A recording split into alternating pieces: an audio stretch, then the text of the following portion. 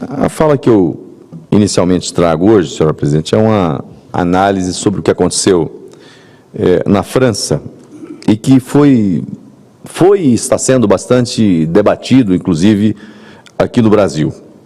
As eleições no parlamento francês têm movimentado muitos debates aqui no Brasil, inclusive nessa tribuna.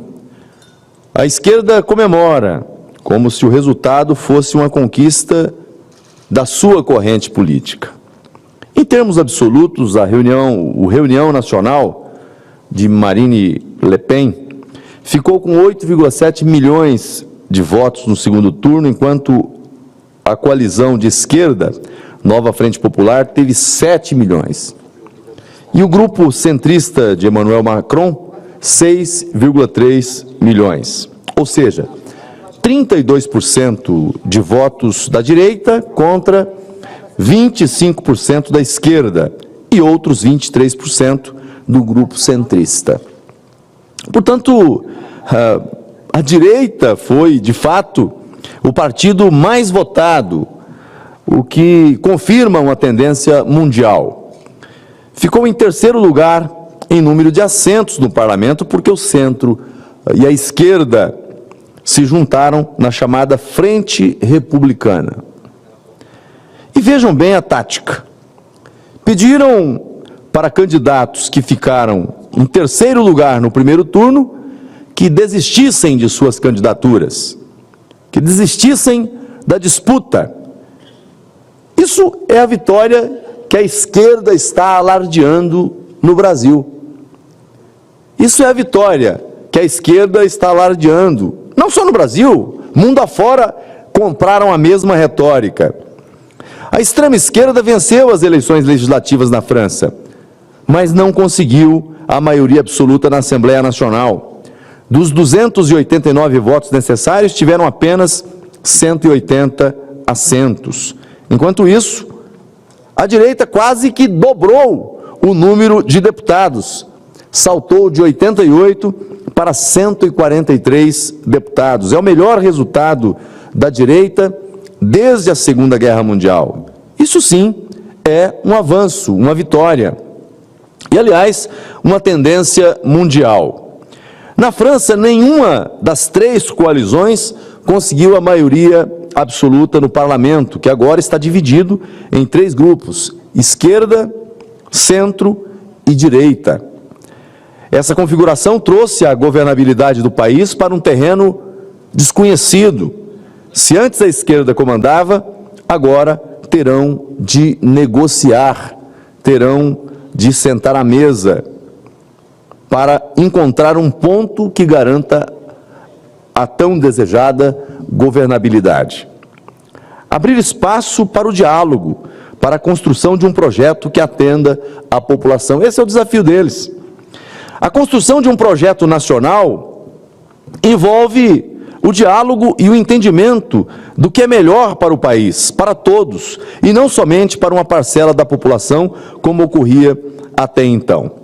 Para alcançar isso, obviamente que é essencial ter disposição para dialogar e buscar um entendimento sobre o que é melhor para a nação.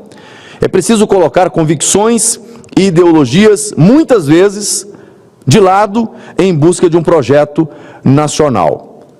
Mas para isso, e aí faço um recorte, porque no Brasil se discute isso também, isso não pode significar, nem aqui e nem em qualquer outro lugar do mundo, abrir mão de valores, abrir mão de princípios, abrir mão de convicções. Quem cogita isso, é preciso ter a compreensão de que nada pode ser negociado em nome de abrir mão dos valores que são caros à sociedade brasileira. O Brasil viveu, no passado, um dualismo político, porque eu não vou dizer antagonismo, porque hoje sim nós vemos um antagonismo direita-esquerda, num movimento pendular na política nacional. No passado, nós tivemos no Brasil governos que se dizia de direita sem nunca ter sido de direita. Eu votei, e aí faço confissão de corpo presente, votei no PSDB quantas vezes imaginando que o PSDB fosse um partido de direita. E hoje sabe-se que, aliás, a composição presidencial atual é uma composição PSDB-PT. Ah, mas ele não estava no PSDB, ele foi para o PSD. Você não separa uma pessoa de suas convicções. É impossível. Por isso que eu digo, é necessário dialogar, é necessário buscar entendimento, é necessário buscar um ponto de convergência? É. Porque você não pode colocar o país numa situação em que você não entregue aquilo que deve entregar enquanto governo, enquanto mandatário. Mas é preciso ter a compreensão de que valores, princípios, não se negocia, não se abre mão. Por mais nobre que seja o apelo, o movimento que esteja no balcão do jogo natural da política. Então, no caso da França, obviamente que terão o desafio de conversar e conversar muito. E hoje quem está com a maior bancada é a chamada extrema esquerda. Macron foi o grande derrotado nas eleições da França. Fez uma jogada arriscada e perdeu. Agora, foi a junção dessas duas forças que acabou dando o resultado eleitoral que todos nós testemunhamos lá. Então, os desafios pelas bandas daquele país serão desafios enormes. No Brasil, apesar de uma política também polarizada, atuamos nesse parlamento em busca de um consenso mínimo. Nós somos oposição ao governo, mas nós não somos oposição ao Brasil. Nós defendemos o interesse nacional. Por exemplo, nós estamos diante de um novo desafio no parlamento agora. Ontem, aprovou na Câmara o primeiro projeto de lei complementar que trata da reforma tributária. É um tema sensível, é um tema que vai impactar a vida dos brasileiros. Nós temos que ter a responsabilidade de discutir esse tema com cautela, com o tempo necessário para amadurecer a compreensão daquilo que está dentro dessa proposta. E me preocupou bastante, eu já confesso aqui, a maneira como o tema foi colocado no debate na Casa Primeira, né, e a maneira como foi aprovada essa matéria. Repito, é um tema que vai impactar a vida dos brasileiros. Nós temos que discutir acima de tudo, com responsabilidade, com respeito a todos os atores, os agentes envolvidos. É preciso ouvir os governadores, é preciso ouvir os prefeitos, é preciso ouvir o setor produtivo, ouvir o comércio, ouvir a indústria, ouvir quem paga a conta. Sabe? Muitos dos debates que acontecem aqui, fala-se de todos, discute-se com todos, mas o que paga a conta não é chamado à mesa para discutir. Então o papel da oposição é um papel central. Porque enquanto governos, às vezes, pensam mais em arrecadar, e especialmente um governo de esquerda, como nós temos no Brasil, e Lula disse isso taxativamente, a gente tem que discutir se a questão é cortar gastos, ou se a questão é arrecadar mais. Ou seja, a visão de um governo de esquerda é uma visão de que o Estado sempre precisa de mais. E quando precisa de mais e não tem que tirar das costas do trabalhador, do setor de serviços, do comércio, da indústria e do tão sofrido setor produtivo.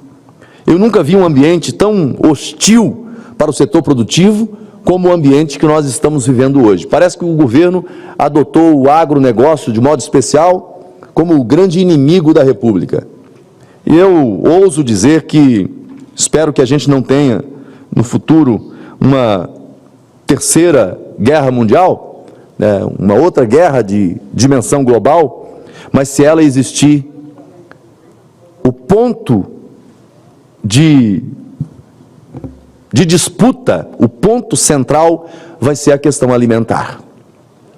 Porque a população cresce a cada dia, cresce a cada tempo, e na mesma medida não se cresce os campos de produção.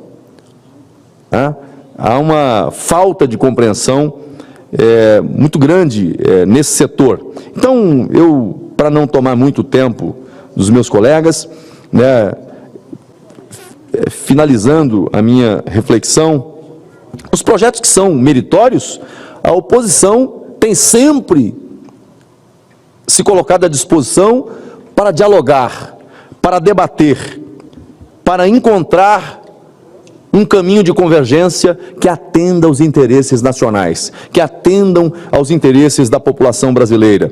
Então, quando fazemos oposição às políticas do governo, trazemos equilíbrio, trazemos responsabilidade.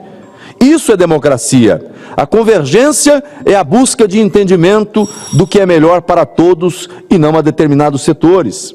Então, não esperem de nós, da oposição, referendar automaticamente o que vem do governo. Esse não é o papel da oposição. Esse não é o papel de quem está no parlamento, na oposição e com a responsabilidade que repousa sobre os ombros de quem faz oposição. Não teremos essa postura jamais. Mas onde houver espaço para construir, a oposição está à disposição para construir. O contrário disso é sabotar o Brasil. Esse não é o nosso papel. Esse não é o nosso papel. E, principalmente, sabotar aqueles que mais precisam, porque, às vezes, a pauta do governo, ela vai numa direção, prega uma coisa, mas o resultado final, ele vai castigar ainda mais as pessoas, os menos favorecidos. Então, o papel da oposição é defender o Brasil e não deixar o PT quebrar o Brasil de novo. Não deixar o PT quebrar o Brasil de novo. Então, eu concluo aqui, apenas pontuando o que vem pela frente no próximo semestre, aqui no Senado Federal. Votação do PLP 121, que institui o programa de dívida dos estados, a questão da renegociação, a PEC 66, que abre espaço para a renegociação, prorrogação das dívidas dos municípios, né, o 412, que trata da regulação do mercado brasileiro de carbono, o PLP 68, que regulamenta a reforma tributária. Esse eu acho que nós temos que ter uma atenção mais do que redobrada. Não dá para votar no calor, na velocidade que o governo quer, colocou urgência constitucional para votar esse tema, não dá para votar isso em 45 dias. Como líder da oposição, eu já expus esse nosso pensamento, essa nossa preocupação no Colégio de Líderes hoje. O PL 576, que disciplina o aproveitamento de potencial energético offshore, as eólicas offshore, e mais 3 projetos. O PL 2234, que trata da questão dos jogos de azar, que terá debate aqui no Senado, primeiro com audiências públicas, com sessões de debates, e depois deve ir à votação. Minha posição já é contra, mas vai ser debatido. E outros 2 projetos de inteligência artificial, que hoje tem pontos preocupantes, que nós estamos dialogando com o relator para ajustar, e a PEC 12, que trata do fim da reeleição. São os temas mais importantes, né, sem prejuízo de outros que possam entrar, mas que estarão no debate no segundo semestre. Senhor presidente, agradecendo a tolerância de Vossa Excelência, agradeço a oportunidade de me manifestar. Parabéns, Marcos Rogério, um dos senadores mais atuantes da nossa casa. Parabéns pelo seu pronunciamento, sua preocupação com todos esses temas importantíssimos que estão em alta e precisam realmente ser debatidos com calma, porque é essa casa que define o rumo do Brasil. Então, tem que ser trabalhado, tem que ser pensado com calma, principalmente nesses temas tão importantes que podem vir a prejudicar muitas famílias e muitos brasileiros. Parabéns, senador. Agradeço Vossa Excelência e lhe cumprimento. Chegou a essa casa recentemente e tem participado dos debates mais importantes, né, com qualidade, com dedicação e com muita coragem para enfrentar temas que são espinhosos, mas que são necessários. E especialmente no momento em que nós vamos discutir esses temas, e eu começo pelo mais importante deles, na minha visão, que é o tema da reforma tributária, a sua presença aqui, com a qualidade, com a experiência que Vossa Excelência tem, senadora Rosana Martinelli, eu acho que isso qualifica o debate e nos dá a tranquilidade de que faremos um bom trabalho pelo Brasil e pelos brasileiros. Muito obrigado. Muito obrigado, senador. Agora com a... Gostaria de deixar claro que as opiniões e informações apresentadas aqui são de responsabilidade exclusiva de seus autores. Como criador deste conteúdo, não me responsabilizo por consequências. Pesquise e busque orientação profissional antes de decisões significativas.